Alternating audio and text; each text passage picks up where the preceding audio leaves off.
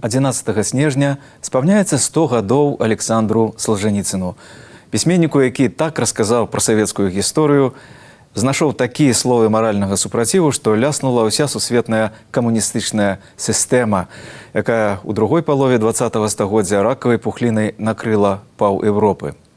Што Александр Солженіцын значыць сёння для літаратуры, для палітыкі, для Беларусі?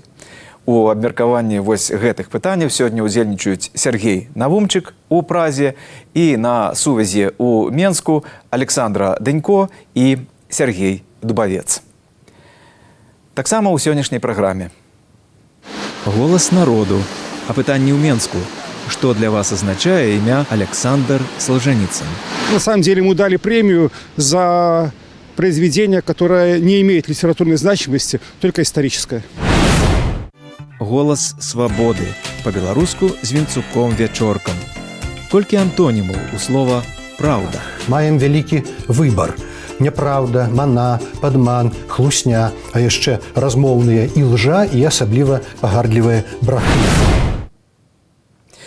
Александр Солженіцын быў салдатам Другой сусветнай вайны.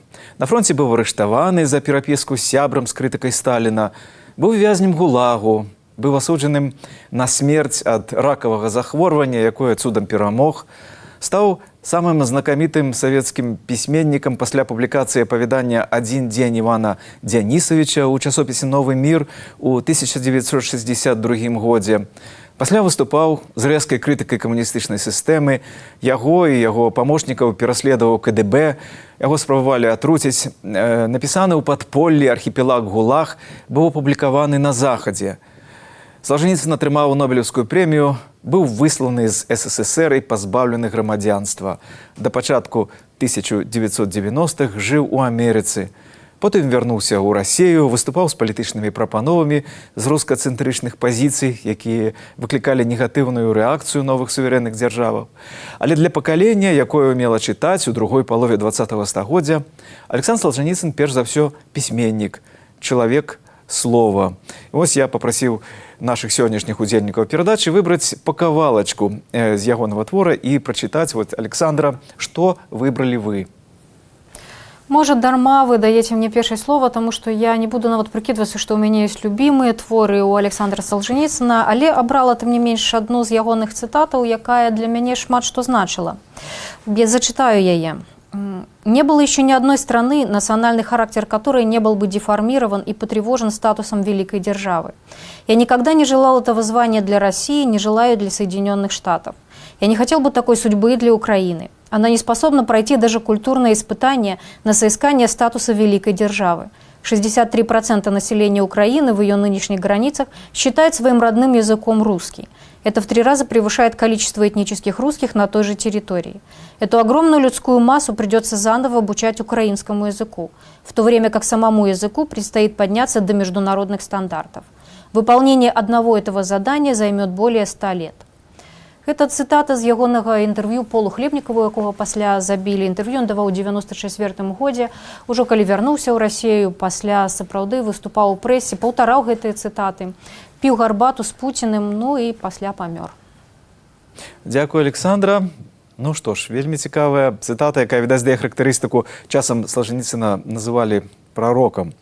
І давайте застанемся зноў у Менску. Сергей Дубавец, ваш выбор. Я ўзяў кавалачак эсэ знакамітага «Жыць без ілжы». Ну, па-першае, я яго перакладаў у свой час, даўнавата это было, па-другое. Гэты кавалачак шмат што тлумачыць, але, магчыма, мы пра гэта пагаворым пазней. Калі гвалт урываецца ў мірнае людское жыццё, ягоны твар палае ад самаўпэўненасці. Ён так і на штандары піша і крычыць: «Я гвалт, разыдзіцеся, расступіцеся, стапчу». Але гвалту няма чым прыкрыцца, акрамя хлусні. А хлусня можа трымацца толькі гвалтам.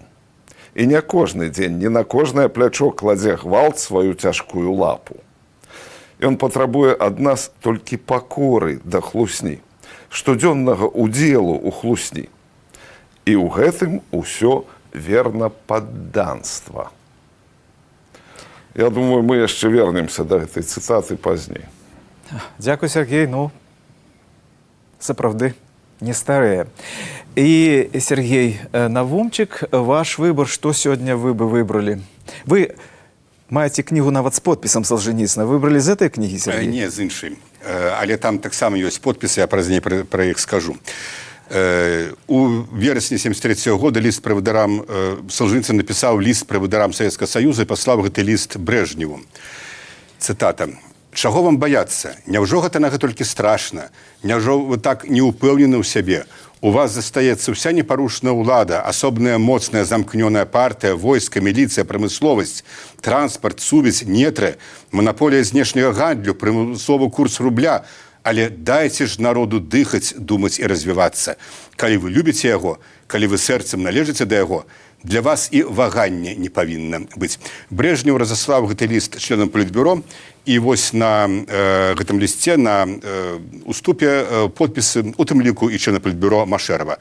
Адказу Салжаніцына не было, ну ці не любілі правадыры савецкі народ, а можа быць, пабаяліся. Цікавая, правда, апошняя фраза. Калі вы любіце народ, для вас і ваганняў не павінна быць. Ну што ж, а зараз мой кавалак, мой выбор, але чытаць яго буду не я. В 5 часов утра, как всегда, пробило подъем молотком об рельс у штабного барака. Перерывистый звон слабо прошел сквозь стекла, намерзшие в 2 пальца, и скоро затих. Звон утих, а за окном все так же, как и среди ночи, когда Шухов вставал к параше, была тьма и тьма. Да попадало в окно 3 желтых фонаря. 2 на зоне, 1 внутри лагеря.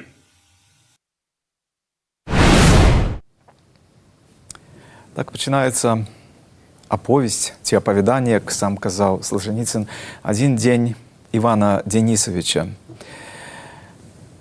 Гэты твор, дарэчы, перакладзены на беларускую. Ён выйшаў гадоў 7 таму у зборніку выбраных кавалкаў нобелевскіх лаўрэатаў у літаратуры у перакладзе Андрэя Каляды.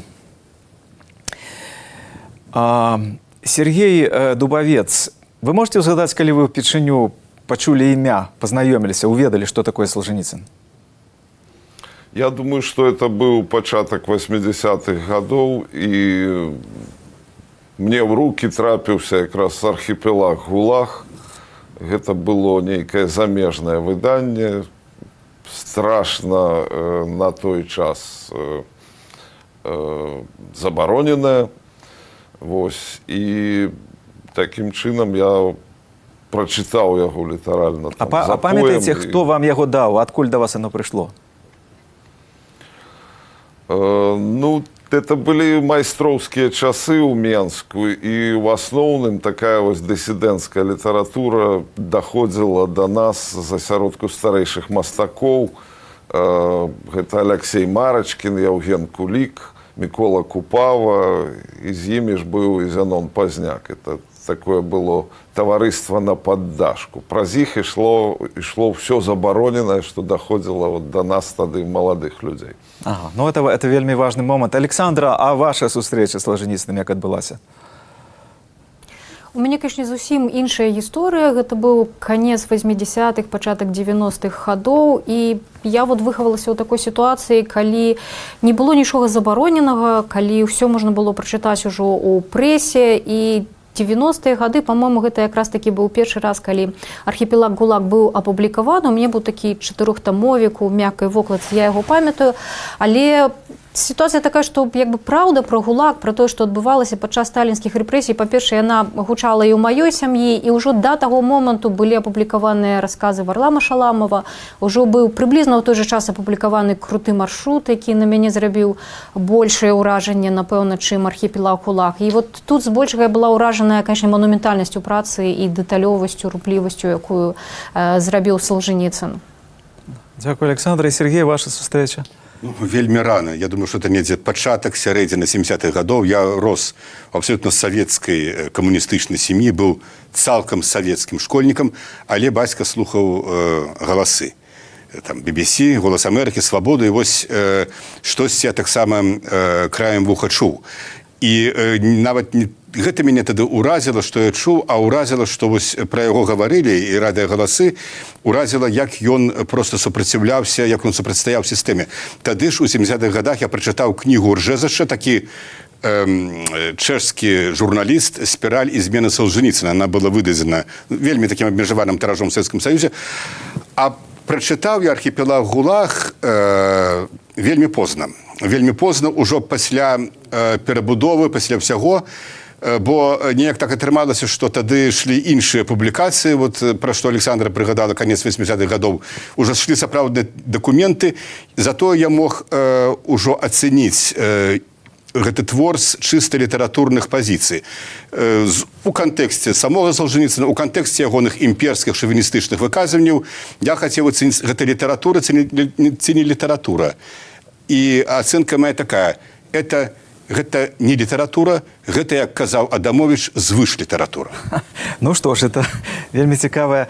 Я згадваю, пакуль чуў вашы расповеды, згадаў, ведаеце, моя першая сустрэча з Солженіцыным, я некалі чытаў «Один день в Аданисе», читали, але это я не сказал бы, что это была сустрэча. Сустрэча у меня была в 74 годзе.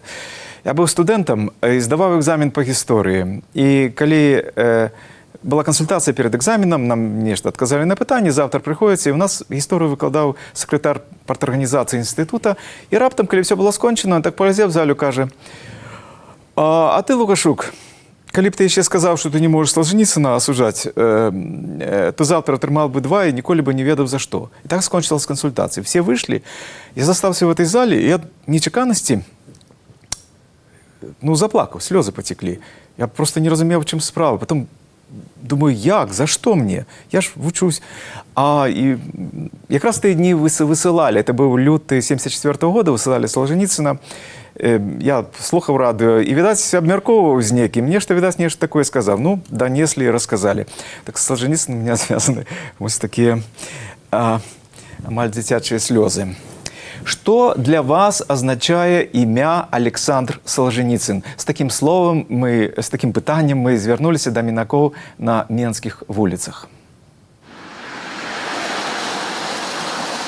Писатель, что был сослан за свои идеи. Ну, как бы и все. А про что он писал? Ну, про политику писал большую часть, про строй, какой был тогда. А ці цяжка было знайсці ягоныя кнігі, пачытаць, даведацца пра яго в свой час? Ну, я-то не читала, но, наверное, тяжело. Ну, человек, который однажды попытался сказать правду, его за это достаточно жестко репрессировали. Он был вынужден уехать. Ему дали Нобелевскую премию за эту же самую правду. Но эта правда, на мой взгляд, век, 1,5 века, и значение перестает иметь. То есть для меня Солженіцын остался человеком, который Нобелевскую премию дискредитировал. Дискредитовал менавіта? Да. Потому что на самом деле ему дали премию за произведение, которое не имеет литературной значимости, только историческое. «Архипелаг ГУЛАГ» написал. И знаешь, что он... Да. Писал, так сказать, о лагерях. Наш дед, кстати, погиб ни за что, ни про что. Вот, к сожалению, вот так случилось. И вся семья пошла прахом в нищете. Росли моя мать и мои тети. Ни за что, ни про что. Посмертно реабилитирован, но не вернешь жизнь. Для кого-то он герой, для кого-то он предатель. То есть это история, говорят, рассудит, наверное. Так что, может, другие поколения поймут, что это было. Правильно это было, неправильно. Вот. Но есть такое понятие «Родина». Ее предавать нельзя. Наш письменник. А про что он писал? Я уже сейчас не помню всю историю. Не помните, да? Нет.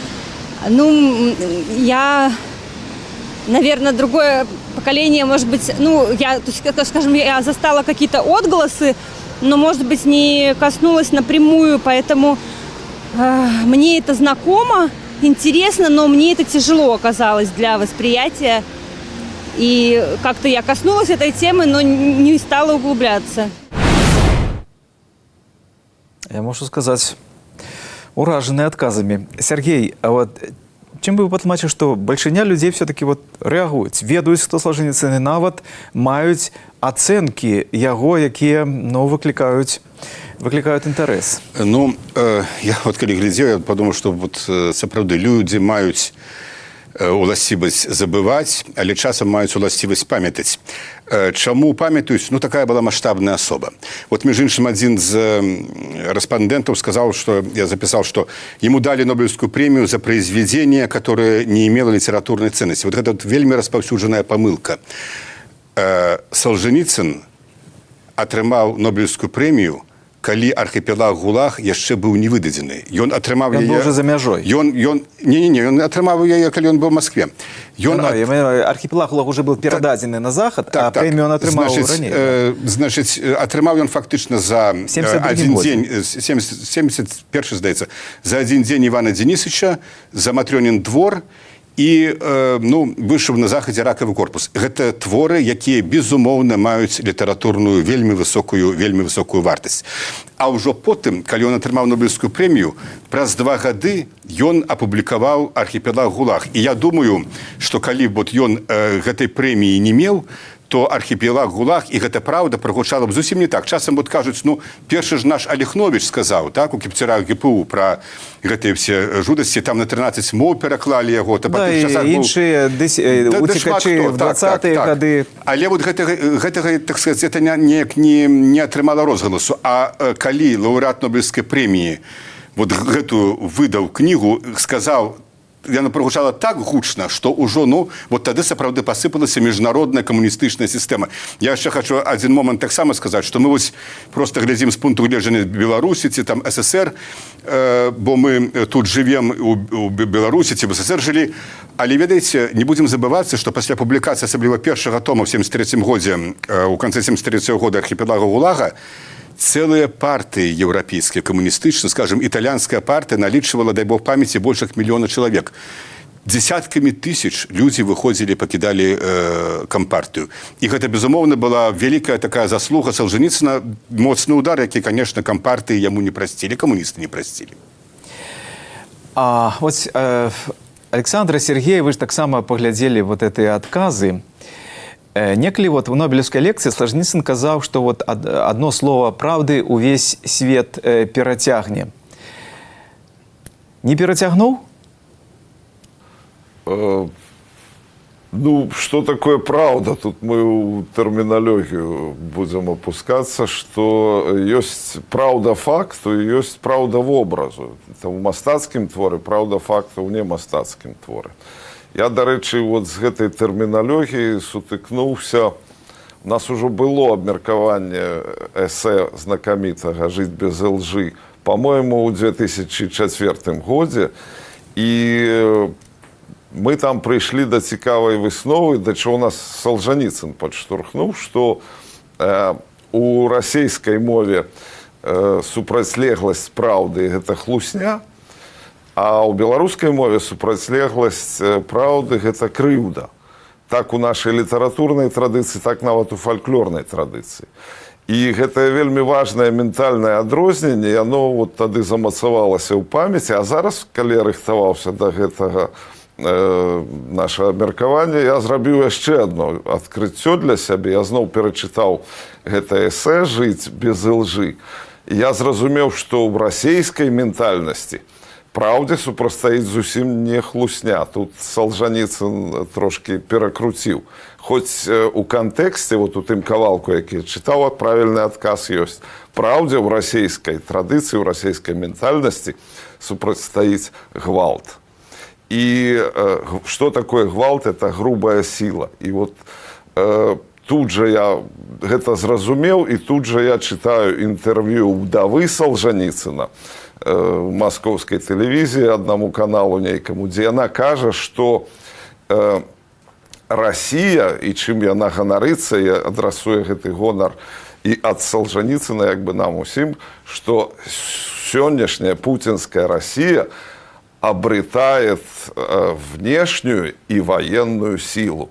И это говорится с такой ледзьве непатрыятычнай слёзкай, хоть калі да силы дадаць эпітэты военная и знешняя, это однозначно означае гвалт. Вот Россия сёння поўным ходам ідзе ад праўды менавіта да гвалту, што мы бачылі там і в Украине, і в іншых краінах, і то, што нам пророчыў у свой час Солженіцын у сваім эсэ.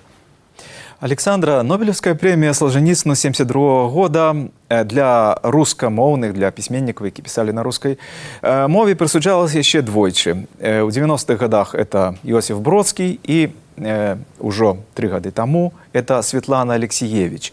Вы бачыце сувязь паміж Нобелевскай прэміяй, характарамі, за што яна была дадзена творчасцю Солженіцына і творчасцю Светланы Алексіевіч? Чым падабенства, чым, па-вашаму, прынцыповая розніца, калі вы яе бачыце? Канешне, падабенства ёсць. Падабенства ёсць у тым, што галоўныя творы, якія асацыююцца з гэтымі пісьменнікамі, альбо нават цэлы стыль, у якім працуе Светлана Алексіевіч, гэта не тое, што звыкла людзі лічаць літаратурай. Мы, калі атрымалі гэтую Нобелевскую прэмію ў выглядзе Светланы Алексіевіч, проста нават і задумаліся, што такое цяпер літаратурны твор. А у наступныя гады гэтую прэмію ўвогуле Боб Дылан атрымаў. І ў нас змянілася разуменне таго, што такое літаратура. Але для мяне гэта пісьменнікі абсалютна розных літаратурных традыцый, калі можна выкарыстоўваць такія словы ў дачыненні да іх, таму што, хаця яны выкарыстоўваюць аднолькавыя метады, класічны нон-фікшн, але паглядзіце, якія розныя творы атрымліваюцца ў выніку. Солженіцын, ён апісвае сістэму. Ён апісвае дзяржаву, ён шукае доказы для абвінавачвання свайго ідэалагічнага ворага. Я менавіта так ягоную творчасць літаратурную ўспрымаю, і для мяне гэта палітычны пісьменнік. Светлана Алексіевіч апісвае чалавека. У Светлане Алексіевіч у яе творчасці застаецца прастора для таго, каб паставіць сябе побач, асэнсаваць свой досвед разам з вялікай колькасцю людзей. І для мяне гэта традыцыя зусім іншая, гэта традыцыя, якую хацелася б укараняць у такіх пісьменніках, як Ханна Аренд з яе банальнасцю зла, і хацелася таксама супярэчыць таму, што Светлана Алексіевіч называе сябе чалавекам расійскай культуры. Як бы яна гэта не паўтарала, мне здаецца, што ейныя карані ейнай творчасці зусім не там. Сергей, вы бы Алексіевіч і Солженіцын, як бы вы падабенства і адрозненне іх пракаментавалі? Я все-таки яшчэ раз настаиваю на тым, так сказать, это не тому, что я настаиваю, это факт, что Солженіцын атрымаў Нобелевскую прэмію да архіпелага ГУЛАГа і за чыста літаратурныя, чыста мастацкія творы. Ну, у якой ступені там палітычная ацэнка прысутнічала яго як фігура, это ўжо іншая справа. Тут, ну, я думаю, что тут можно в целом погодиться с тым, что Александра сказала. Мне вот только падаецца, что все ж таки у Солженіцына у самым таким корані таксама стаіць асоба чалавека. Ён, і нават калі вот чытаць архіпелаг ГУЛАГ уже пасля Нобелевскай прэміі, які выйшаў, все ж таки там наперадзе чалавек. Наперадзе чалавек, ягоны гонар, ягоная годнасць, ягонае жыццё, права на жыццё, права на свабоду. Якая форма абраная? Вот тут, безумоўна, што тут розныя варыянты. Я яшчэ нагадаю... Вы гаворыце сапраўды пра форму. Безумоўна, я кажу пра форму. Я яшчэ дадам сюды яшчэ аднаго аўтара, які не пісаў нон-фікшн. Это Вінстон Черчилль, які атрымаў Нобелевскую прэмію за свае мемуары «Другая сусветная вайна». Это абсолютно розныя стылі і у Черчилля, і у Солженіцына, і у Алексіевіч. Ну і все ж таки, відаць, гэта літаратура. Это, безумоўна, літаратура. Сергей Дубавец, вось вы, як бацька, возіце дзяцей в школу, яны праходзяць курсы. Які твор Солженіцына, па-вашаму, варта было бы ўключыць у курс вывучэння ў беларускай школе? Ну, дзеці занадта малыя яшчэ, каб такое чытаць, тым больш такім віцеяватым стылем, тым больш на расійскай мове. калі з Солженіцына я б нічого не выбраў, хіба што напісаў бы адаптацыю, як мы все читаем там Дон Кіхота в адаптацыі. Бо Ну а для старэйшых класаў? Для старэйшых класаў я баюся, што ўсё ж такі это будзе нейкая згадка у курсе сусветнай літаратуры. Менавіта пра значнасць гэтых твораў, пра Нобелеўскую прэмію, таму што я кажу, што мы ментальна разыходзімся. Вот для мяне стала зразумела, чым адрозніваецца Алексіевіч, таму што на вот этих антонімічных парах, калі ёсць праўда і крыўда у беларусаў і праўда і гвалт у расейцаў, то у Алексіевіч няма такого антоніма гвалт, але ёсць беларуская крыўда. І гэта выкрывае як бы нам ментальнасць Алексіевіча, паказвае, чым яна адрозная ад Солженіцына. І гэтым яна ўпішацца, і у тым ліку і ў школьную праграму. А Солженіцын для беларускіх дзяцей, я не думаю, што ён патрэбны. Праўда, крыўда, гвалт, таксама паняцці палітычнага дыскурса. У 1994 годзе, пасля 20 гадоў жыцця на выгнанні, Александр Солженіцын вярнуўся ў Расію.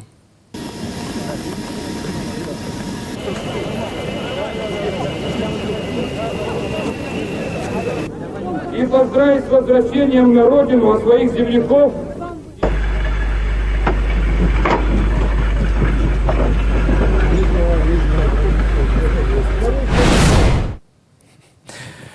Вяртаўся Александр Солженіцын цягніком, ехаў з Владзівастока ў Маскву, але зараз не пра практычнае вяртанне, а пра яго сімвалічны сэнс.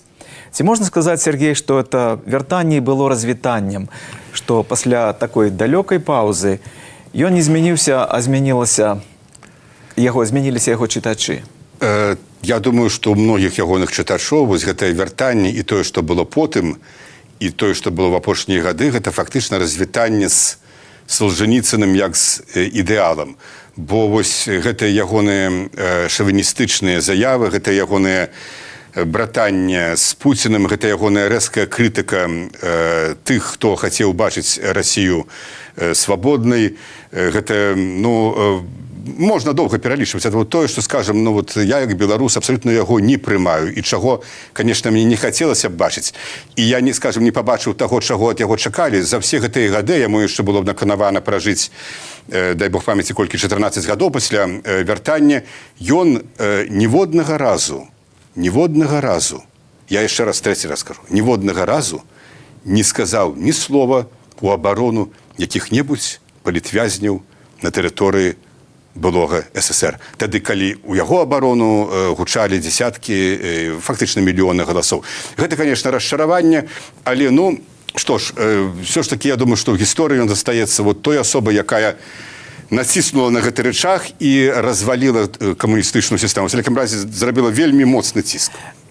У нашай гутарцы і з Сергеем Дубаўцом, і з Александром Данько, і з Сергеем Навумчыкам прагучала фактычна толькі мы зачепілі некаторыя тэмы, пра якія можна спрачацца бясконца. Я скажу толькі, магчыма, в якасці каментара адну заўвагу. Няма чорнага і белага. Вельмі шмат паўтаноў. Калі мы не заўважаем на паўтаны, мы не гаворым праўду. Жыць без ілжы, не пахлуснікалі літаральна. Назва, магчыма, самага вядомага эсэ Александра Солженіцына. Твары хлусні па-беларуску. Колькі антонімаў у слова «праўда». Вось пра гэта па-беларуску з Вінцуком Вячоркам. Відэа нарысы зоны свабоды.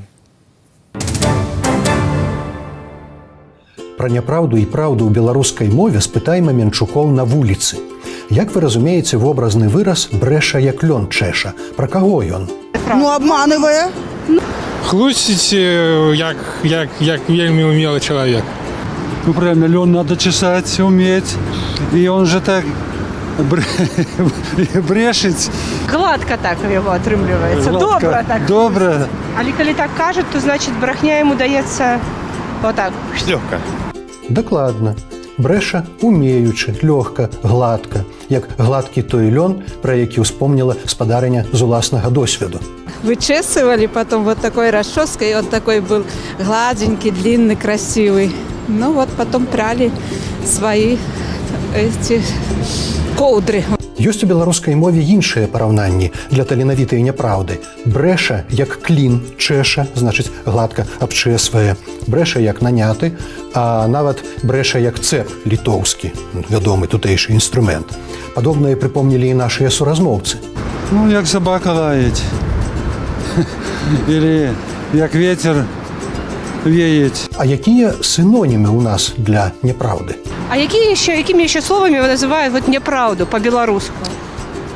Ну, брехня. Ну, как еще манит называют, ну, может быть, что-то такое. А подскажите, вот какими еще словами белорусы называют неправду? Неправду, хлусня, и лжешь, манишь. А як еще белорусы неправду называют? Хлусня. Так, маем вялікі выбар. Няпраўда, мана, падман, хлусня, а яшчэ размоўныя ілжа і асабліва пагардлівая брахня. Яны трохі розняцца. Так, мана – гэта ўвядзенне ў аблуду, папусканне туману ў вочы. Я б назваў маною так званыя фейк-ньюс, фальшывыя навіны. Ну, а брахня – гэта зусім ужо нахабная няпраўда.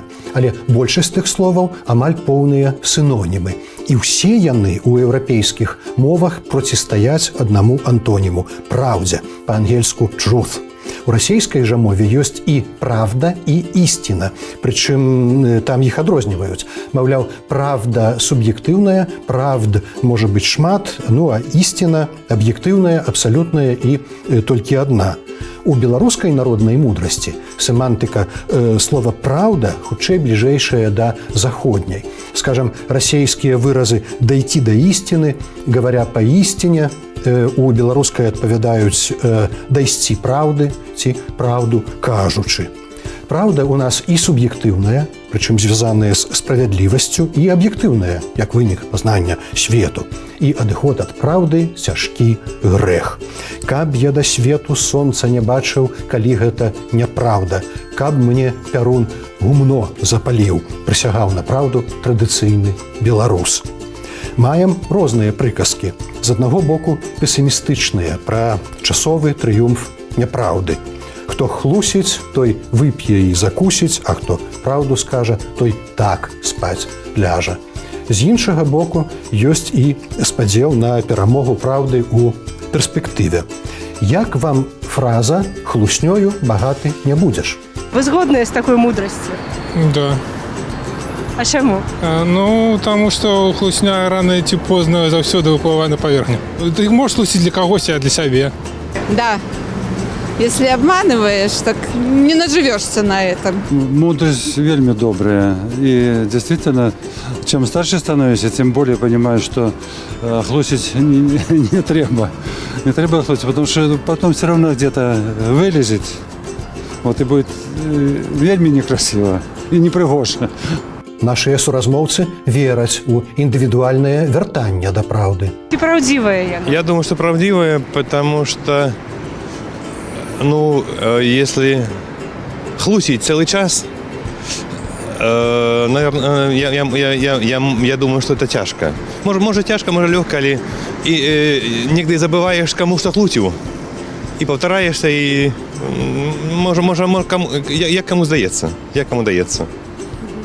Але до добра не прывядзе? Хіба не. Хлусіць цяжэй, чым казаць праўду. У кожным разе беларускія прыказкі абяцаюць пакаранне хлусу. З брахні не мруць, ды ўжо болей веры не імуць. Праўду пахаваеш і сам з ямы не вылезеш. Брашы, брашы, набрэшашся, прыйдзе ліха, павесішся.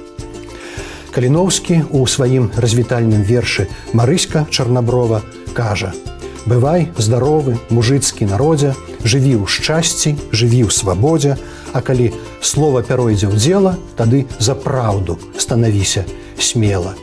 Злучаючы ў адно шчасце, свабоду і праўду у шырокім беларускім сэнсе гэтага слова.